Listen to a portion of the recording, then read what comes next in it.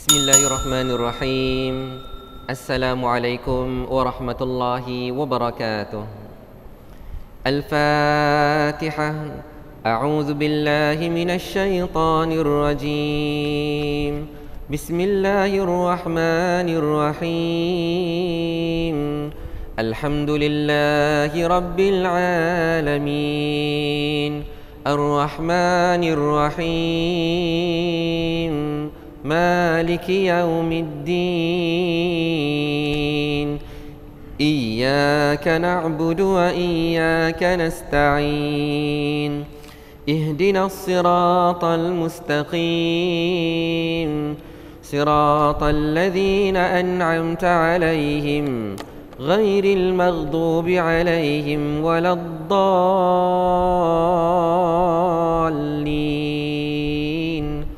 Amin. Bismillahirrahmanirrahim. Alhamdulillahi rabbil alamin. Wassalatu wassalamu ala ashrafil anbiya'i wal mursalin wa ala alihi wa sahbihi ajma'in. Allahumma rabbana zidna ilman nafi'a warzuqna fahman wasi'a. Allahumma aftah alaina hikmataka wanshur alaina min khazaini rahmatika ya arhamar rahimin. Rabbi shrah li sadri wa yassir li amri wahlul uqdatan min lisani yafqahu qawli. Allahumma ya muallima Adam 'allimna wa ya mufahhima Sulaiman fahhimna. Allahumma faqqihna fid din wa 'allimna at-ta'wil. Amin amin. Walhamdulillahi rabbil alamin. Alhamdulillah wassalatu wassalamu ala Rasulillah. Tuan-tuan dan puan-puan yang dirahmati Allah Subhanahu wa taala, pertama sekali marilah sama-sama kita panjatkan kesyukuran kepada Allah Subhanahu wa taala. Kerana pada malam ini alhamdulillah syukur pada Allah, Allah panjangkan lagi umur kita, Allah berikan kesihatan yang baik kepada kita, Allah kurniakan taufik dan hidayah kepada kita.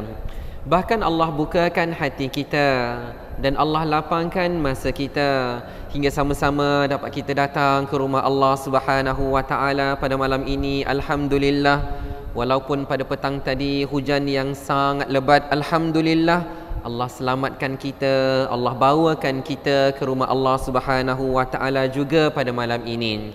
Kita syukur pada Allah Subhanahu wa taala pada malam ini sama-sama dapat kita beriktikaf di rumah Allah, sama-sama dapat kita dirikan salat fardu maghrib secara berjemaah, alhamdulillah.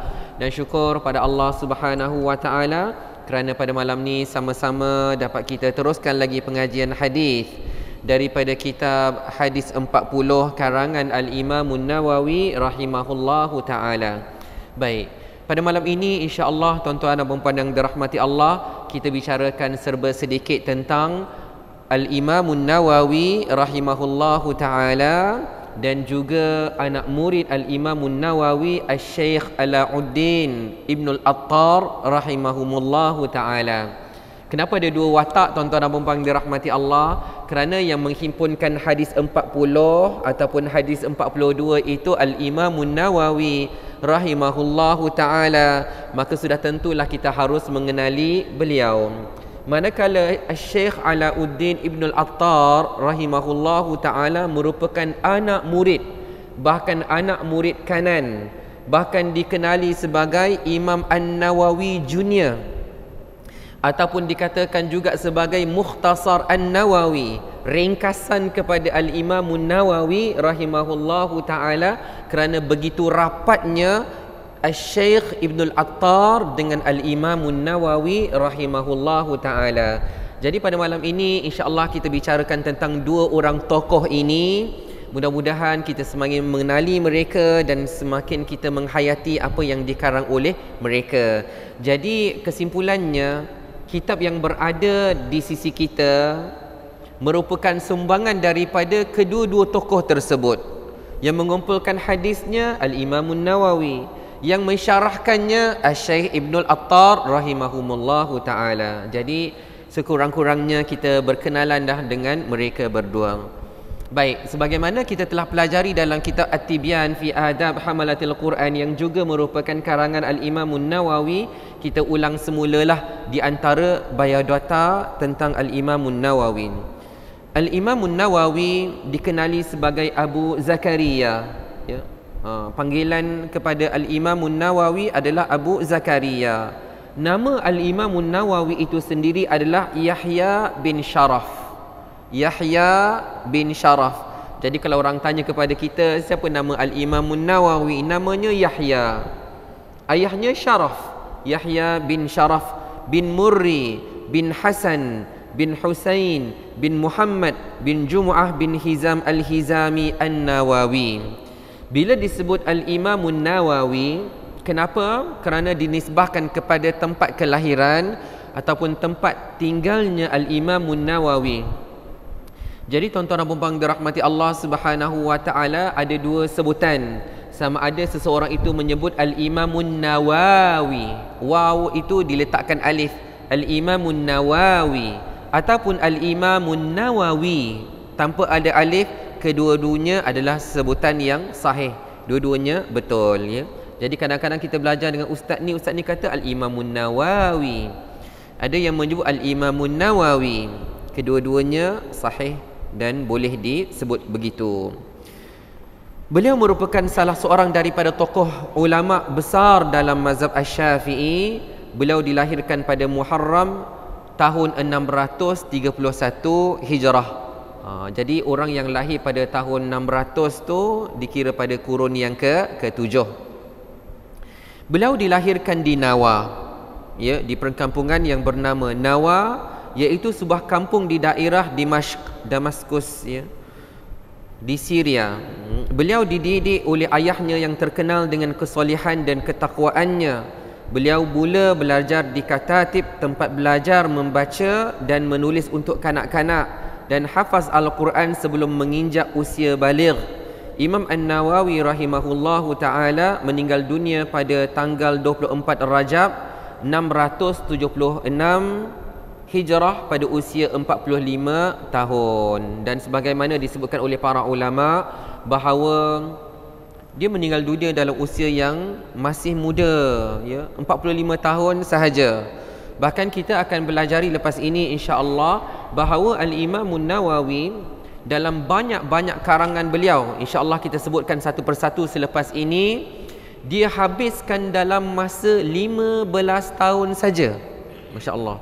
Semua karang-karangan yang ditulis itu disiapkan dalam tempoh 15 tahun saja. Bermula daripada usia beliau lebih kurang 29 ataupun 30 tahun hinggalah ke akhir hayatnya 45 tahun.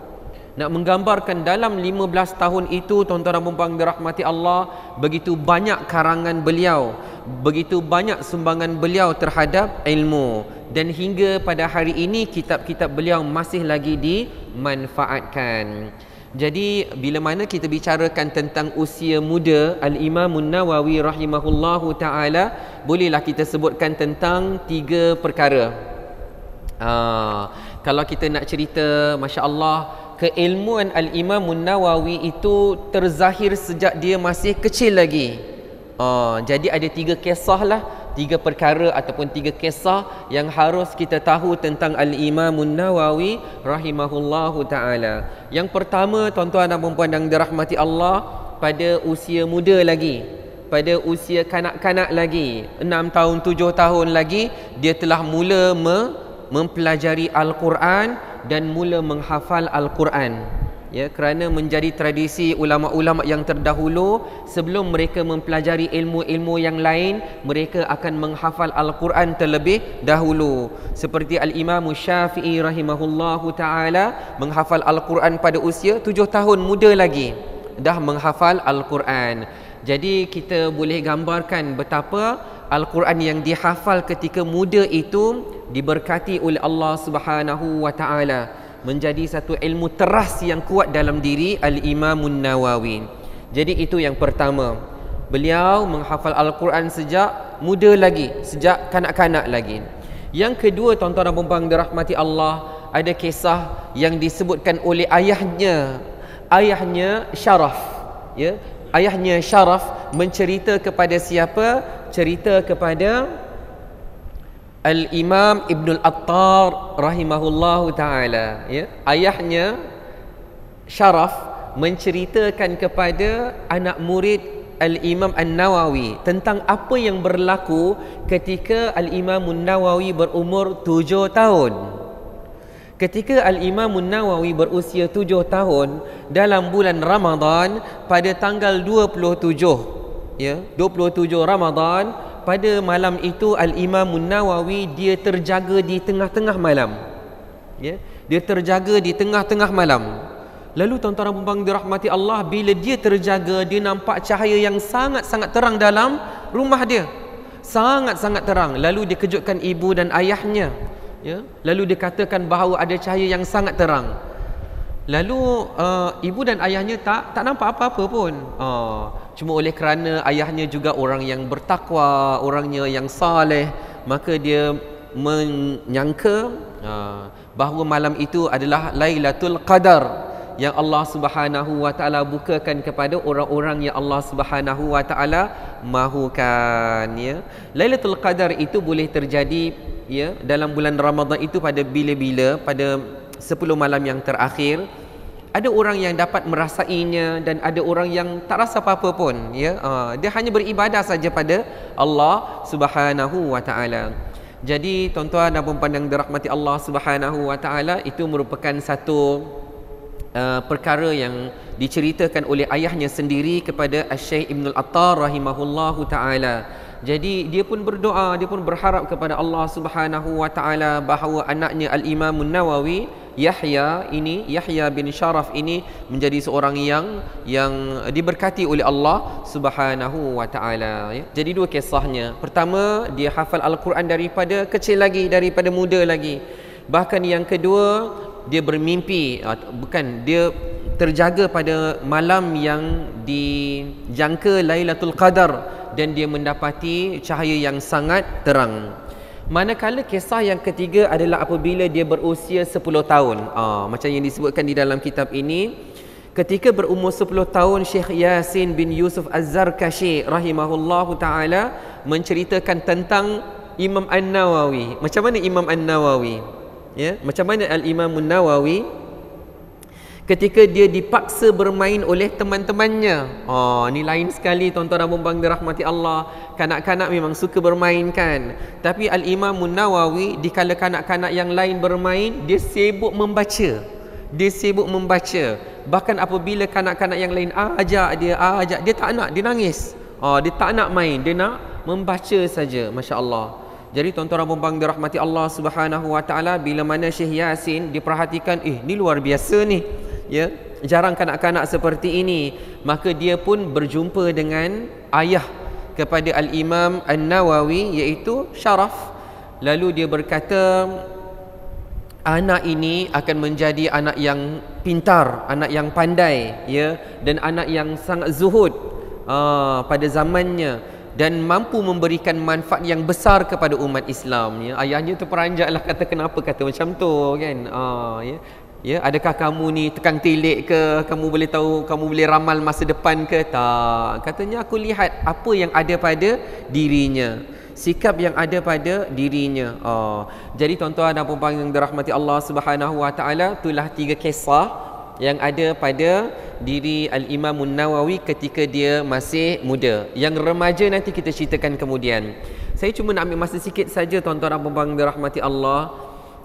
Wallahu alam, ya, kalaulah ada di antara anak-anak kita kan, daripada kecil lagi, usia mungkin 5 tahun, 6 tahun ataupun 7 tahun, dia dah mula suka ikut kita pergi masjid, dia suka ikut kita mengaji, ataupun dia suka dengar kita mengaji, dia nak mengaji sama-sama kan. Jadi daripada usia tersebut, beliau betul-betul tuan-tuan dan puan-puan dirahmati Allah, ya, kerana ramai saja dalam pengalaman sahabat-sahabat saya kan, bila kita cerita-cerita balik kan, usia masa kecil-kecil tu bukanlah kita kata ada petanda-petanda, Ya, kalau tak ada petanda pun boleh jadi orang alim juga. Cuma di antara yang boleh nampak daripada sikap diri anak-anak ni, dia suka beli Iqra kan, ya. Iqra dah ada, dia nak beli Iqra lagi, ya. Quran dah ada, dia nak Quran lagi, ya. Mungkin Quran kecil, dia nak Quran besar. Macam mendalam minat dia tentang Al-Quran. Lepas tuan-tuan dan puan dirahmati Allah, dia suka dengar bacaan imam, dia suka dengar bacaan imam-imam daripada Mekah, ya, imam Madinah, dia tiru-tiru bacaan. Jadi rahmati Allah sangat-sangat untuk menjadi hafiz Al-Quran. Abang dirahmati Allah, dia Al-Quran ada sungguh-sungguh.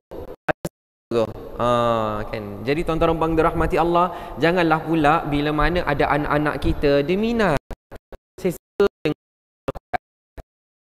Al-Quran, saya suka Al-Quran, dan kita pula minta maaf lah ya, kita pula ibu bapa macam malas nak hantar. Kita macam alah, malas lah yang nak hantar, ataupun tak nak hantar, tak nak bawa. Jangan tuan-tuan bang dirahmati Allah. Ibaratnya kita telah merugikan satu talent sendiri, bahkan yang akan faham akhirat nanti, ya. Sebagaimana Rasulullah sallallahu alaihi wasallam bersabda, "Idza mata ibnu Adam inqata'a amaluhu illa min thalath." Apabila meninggal dunianya seseorang itu, seorang anak Adam itu meninggal dunia, maka terputuslah amalannya kecuali 3 perkara. Dia akan berterusan saja, terus lagi dapat pahala daripada Allah Subhanahu wa taala. Antaranya sadaqatun jariyah, sedekah jariyah, sedekah yang terus berjalan, ya.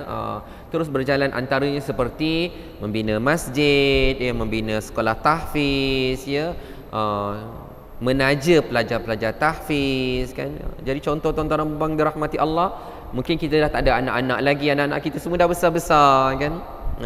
Jadi kita pergi ke sekolah tahfiz ke, kita tanyalah, ya, pada ustaz, kan, ya, ada tak anak-anak yang belajar di sini yang anak yatim ke, orang miskin ke? Saya bayarkan yuran dia. Saya bayarkan yuran dia. Yuran sekolah tahfiz ni biasanya tak mahal tuan-tuan bang dirahmati Allah, 200, 300 je sebulan, kan, ya. Cakap pada pengetua, cakap pada mudir, saya nak taja dia sampai dia hafiz. Boleh jadi jadi orang alim macam mana? Ya, kalau dia jadi orang alim nanti, dia jadi mufti nanti macam mana? Masya Allah, banyak pahala kita dapat. Itu contoh sedekah jariyah.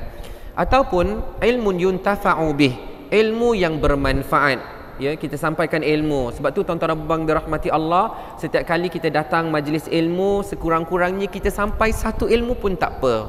Ceritakan Al-Imamun Nawawi kecil-kecil lagi dah hafal Quran, Masya Allah, kan. Ketika orang ajak dia main, dia tak nak main, dia rajin belajar, Masya Allah, kan, kita kata. Sebab itulah kita suka belajar ilmu dia, kita suka belajar dengan kitab dia, Masya Allah, kan.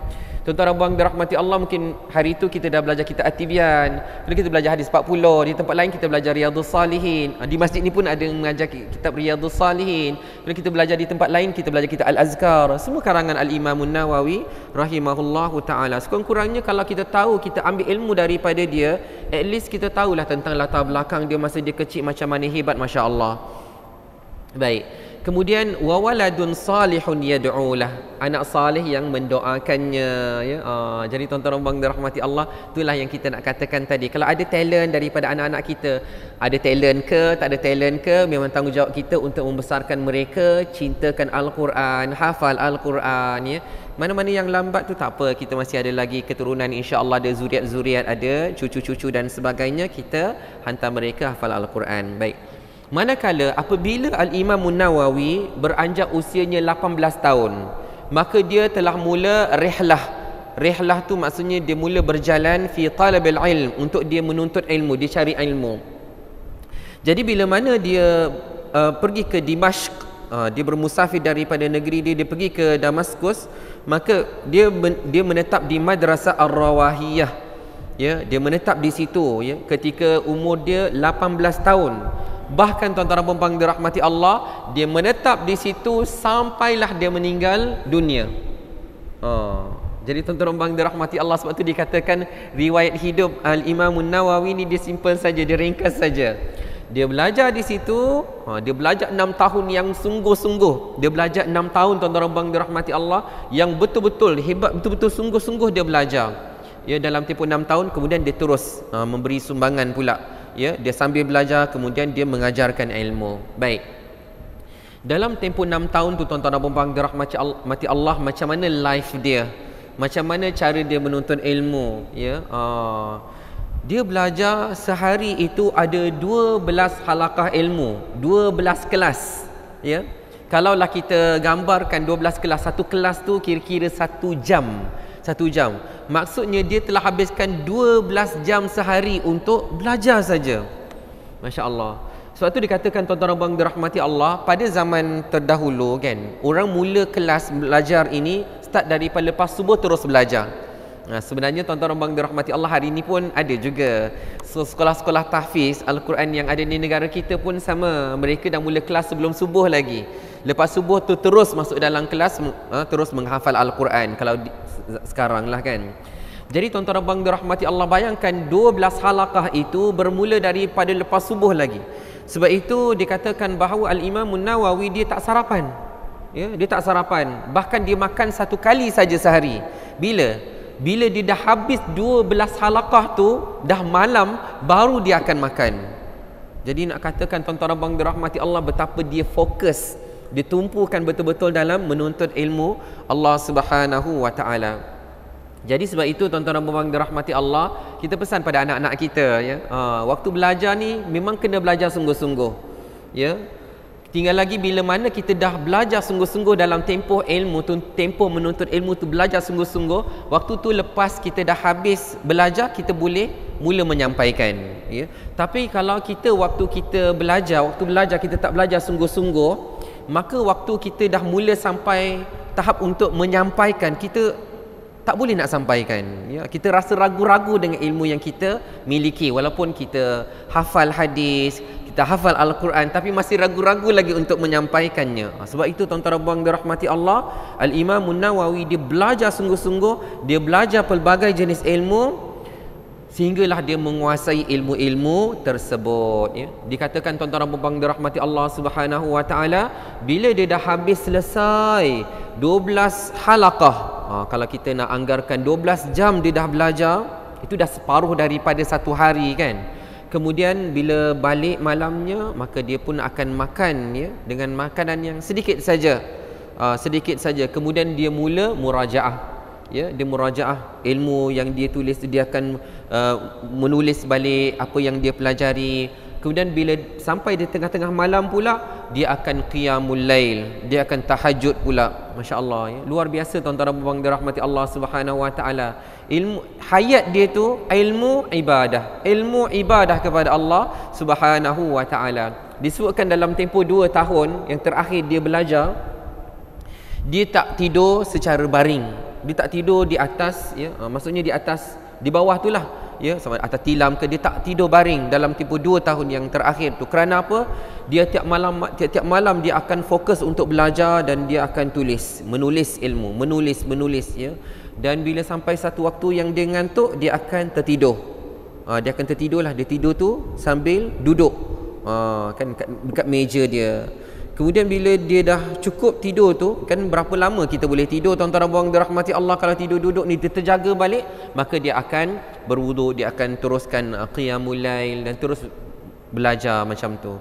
Jadi tuan-tuan dan puan dirahmati Allah Subhanahu wa taala, sebab itulah akhirnya Al-Imam Nawawi bila usia dia 30 tahun dengan ilmu yang full, semua bidang dia kuasai, maka ketika dia berusia 30 tahun tu, dia mula menulis kitab, tulis. Apa yang dia dah ada tu dia tulis. Masya-Allah. Sebab tu tuan-tuan dan puan dirahmati Allah, kalau orang yang dalam bidang akademik lah biasanya kan, orang yang mengajar kan, yang menyambung sampai peringkat master, yang peringkat PhD kan, kena menulis tesis tu kan. Tesis tu dia bukan menulis dengan apa yang dia rasa, tapi dia menulis dengan apa yang dia baca. Lebih banyak dia baca, lebih kuat kemampuan dia untuk menulis, ya. Kalau semakin kurang dia baca, tu yang dia kata tak boleh nak tulis, sebab dia tak ada apa yang dia nak tulis. Jadi kita boleh bayangkanlah tuan-tuan dan puan dirahmati Allah, sebagaimana Al-Imam Nawawi habiskan dia masa dia betul-betul untuk ilmu. terlampau banyak ilmu dia, maka sebab itu Allah berkati dia mudah untuk menulis. Tu tips dia lah tuan-tuan dan puan-puan dirahmati Allah. Orang nak tulis artikel ke dekat majalah ke kan, dia tak boleh tulis kalau dia tak ada ilmu. Dia tak boleh tulis kalau dia tak membaca. Kalau dia membaca, insya-Allah dia boleh tulis artikel-artikel insya-Allah, ataupun tulisan-tulisan ilmiah dia boleh kongsi. Baik. Jadi tuan-tuan dan puan-puan dirahmati Allah Subhanahu wa taala, akhirnya dia meninggal dunia pada usia dia yang 45 tahun. 45 tahun. Jadi tuan-tuan dan puan-puan dirahmati Allah Subhanahu wa taala, kalau kita tengok pada muka surat yang ke-8, antara karangan beliau dalam bidang hadis adalah Al-Arba'in An-Nawawiyah. Bila disebut kitab yang pertama dan yang kedua, satu Al-Arba'in An-Nawawiyah, yang kedua Riyadhus Salihin. Dua kitab ini disebutkan oleh para ulama sebagai kitab yang mendapat qabul, yang mendapat perhatian, yang diterima oleh masyarakat, yang dibaca oleh orang-orang yang beriman kepada Allah. Orang-orang Islam ni dibaca dua kitab ni memang cukup terkenal lah tuan-tuan dan puan-puan dirahmati Allah. Jadi kalaulah alhamdulillah ya, malam ni kita belajar kitab hadis 40 dan kita akan khatamkan insya-Allah ya. Manakala kalau kitab Riyadhus Salihin kita belum ada lagi, tak pernah baca lagi, kena cari, kena dapatkan tuan-tuan dan puan-puan dirahmati Allah. Di kitab dia agak tebal sikit, tetapi kita perlu mendapatkannya. Yang belajar malam-malam di Masjid Al-Azim memang belajarlah kitab Riyadhus Salihin ya. Jadi tuan-tuan dan puan-puan dirahmati Allah, dapatkan kitab tersebut, baca. Kitab tu boleh dikatakan sebagai antara kitab Fadailul A'mal ya. Di antara kelebihan-kelebihan kita beramal. Kitab Riyadhus Salihin disebutkan antara karya beliau dalam bidang hadis kan. Dia kata bidang hadis. Tetapi kalau betul-betul kita baca kitab Riyadhus Salihin ni, dia boleh jadi seperti kitab hadis. Dia boleh juga jadi seperti kitab tasawuf. Dia menyucikan hati kita. Sebab kita bila cerita tentang tasawuf ni, dia membentuk hati, dia membentuk karakter, macam mana jadi orang soleh, jadi orang baik ya. Macam kitab Riyadhus Salihin ada ciri-ciri tu. Begitulah juga tuan-tuan dan puan dirahmati Allah, kalau kita nak katakan dia ada ciri-ciri kitab fiqh, dia bukanlah kitab fiqh yang macam cerita tentang rukun solat ada berapa, tak. Tetapi terhimpun di dalamnya semua ibadah-ibadah tu ada di dalam kitab tersebut. Jadi tuan-tuan dan puan dirahmati Allah, sebab tu kitab Riyadhus Salihin tu sangat-sangat wajar untuk kita memilikinya, bacanya dan mempelajarinya lah. Jadi tuan-tuan dan puan dirahmati Allah, kemudian ada Al-Minhaj Syarah Sahih Muslim bin Ibn Al-Hajjaj ya. Tuan-tuan dan puan dirahmati Allah, sebagaimana kita tahu kitab hadis yang paling sahih yang pertama adalah Sahih Al-Bukhari ya. Dan Sahih Al-Bukhari ini kalau antara kitab yang paling popular ya, dalam mensyarahkan Sahih Al-Bukhari adalah kitab Fathul Bari yang dikarang oleh Al-Imam Ibn Al-Hajar Al-Asqalani rahimahullahu ta'ala. Manakala kitab Sahih Muslim di antara syarah yang sangat popular, paling popular lah boleh kita katakan ada Al-Minhaj yang disyarahkan oleh Al-Imamun Nawawi rahimahullahu ta'ala, yang sangat popular, masya-Allah.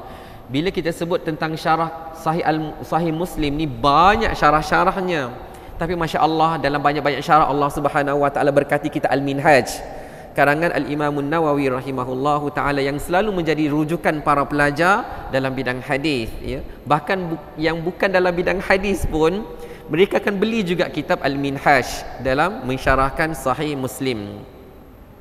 Manakala yang ketiga pula At-Taqrib wa Taysir fi Ma'rifati Sunan Al-Bashir An-Nadhir, Al-Bashirun Nadhir. Jadi tuan-tuan dan puan dirahmati Allah, ini dalam kitab hadis ya, tentang pengenalan lah tentang ilmu-ilmu hadis.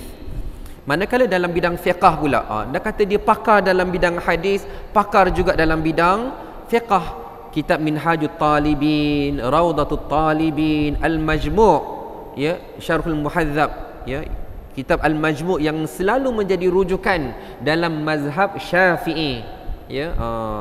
Bahkan kalau yang nombor 4 tu, tuan-tuan dan puan dirahmati Allah, kalaulah kod-kod macam tersalah baca ataupun tersalah pandang, kalau kita tersalah baca, mungkin kita akan sebut al-lidah Al-Lidah ataupun macam itulah. Nama kitabnya adalah Al-Idah. Al-Idah, idah fil manasik. Al-Idah fil manasik. Sebuah kitab yang dikarang oleh Al-Imam Nawawi tentang ibadah haji dan ibadah umrah. Masya Allah, tuan-tuan dan puan dirahmati Allah. Jadi kalau kita di negara kita ni, tuan-tuan dan puan dirahmati Allah, yang selalu kita kan ada kursus haji kan. Bahkan kalau yang menyampaikan kursus-kursus haji itu adalah mereka yang panel-panel daripada tabung haji, yang mereka mengikuti kursus-kursus juga mudzakarah haji. Maka antara rujukan yang paling utama adalah Al-Idah fil Manasik, tentang ibadah haji. Manakala ada kitab dalam bidang bahasa, Tahdzibul Asma' wal Lughat, ada dalam bidang akhlak, At-Tibyan yang kita belajar, tuan-tuan dan puan dirahmati Allah sebelum ini, At-Tibyan fi adab hamalatil Quran, adab-adab orang membaca Al-Quran, Bustanul Arifin dan Al-Azkar. Al-Azkar ni luar biasa, tuan-tuan dan puan dirahmati Allah. Al-Imam Nawawi himpunkan semua zikir-zikir, semua doa-doa dalam apa keadaan sekalipun, dalam keadaan senang, dalam keadaan susah, dalam keadaan sakit, dalam keadaan doa menaiki kenderaan, doa makan, doa minum, doa tidur, semua doa-doa ada. Masya Allah, doa hujan yang biasa, doa hujan yang lebat, macam semua jenis doa ada terhimpun di dalam Kitabul Azkar. Sampaikan tuan-tuan dan puan dirahmati Allah, dikatakan pentingnya kita memiliki Kitabul Azkar ini, sehingga dikatakan kata-kata orang sangat-sangat perlu memiliki kitab Al-Azkar, hingga keluarlah kata-kata bai'ud dar washtaril azkar. Kalaulah kita ni, tuan-tuan dan puan dirahmati Allah, tak ada apa-apalah untuk nak dapatkan Kitabul Azkar ni, bai'ud dar, jual rumah washtaril azkar, dan beli kitab Al-Azkar. Sebab pentingnya. Tapi Masya Allah, tu kata-kata lah, tuan-tuan dan puan dirahmati Allah kan. Ibaratnya macam dia macam pantun dua kerat lah begitu, ataupun syair kita katakan bai'ud dar washtaril azkar kan. Tapi tak adalah sampai kena jual rumah, tuan-tuan dan puan dirahmati Allah. Kita pergi je kat Melaka ni ada kedai buku kan, kedai-kedai buku agama macam kedai buku Muhammad Saleh kan, beli, cari saya nak kitab Al-Azkar, kan Al-Imam Nawawi rahimahullahu ta'ala. Kalau kita buka, tuan-tuan dan puan dirahmati Allah kan, antara barakah kitab-kitab karangan Al-Imam Nawawi, bila kita dah baca tu, dia susah macam nak berhenti. Kita baca, lepas ni doa apa lagi, lepas ni doa apa lagi, baca tuan-tuan dan puan dirahmati Allah. Minta Allah Subhanahu wa ta'ala bukakan hati kita cinta pada ilmu, suka baca. Sebenarnya tuan-tuan dan puan dirahmati Allah, dalam pengalaman saya lah, saya tengok ustaz ni, tengok ustaz tu kan, ustaz-ustaz yang masuk kat TV, masuk kat YouTube kan, sebenarnya ramai sangat-sangat peminat tegar Al-Imam Nawawi rahimahullahu ta'ala, sebab keberkatan yang luar biasa lah yang ada pada diri beliau. Masya Allah Masya Allah, Allah Subhanahu wa ta'ala berikan keberkatan kepada beliau. Manakala kitab-kitab yang lain seperti Tahzibul Asma', Ma tamassuhu ilaihi hajah, Al-Qari' li Sahih Al-Bukhari, Tahrirut Tanbih, Adabul Fatwa wal Mufti wal Mustafti. Jadi Masya Allah, tuan-tuan dan puan dirahmati Allah Subhanahu wa ta'ala, demikianlah sedikit tentang latar belakang Al-Imam Nawawi yang boleh kita kagumi. Ni semua Allah Subhanahu wa ta'ala berikan kelebihanlah kepadanya, dan kita tidaklah memuji berlebih-lebihan melainkan apa yang disebutkan oleh para ulama itu saja yang kita ulang kan. Masya Allah. Jadi tuan-tuan dan puan dirahmati Allah Subhanahu wa ta'ala, dah masuk pun waktu Isya. Setakat tu sajalah kita ceritakan tentang kepribadian Al-Imam Nawawi, yang kalau bolehlah kita ingat beberapa perkara. Yang pertama, kita kata Al-Imam Nawawi hafal Quran sejak kecil lagi, Masya Allah.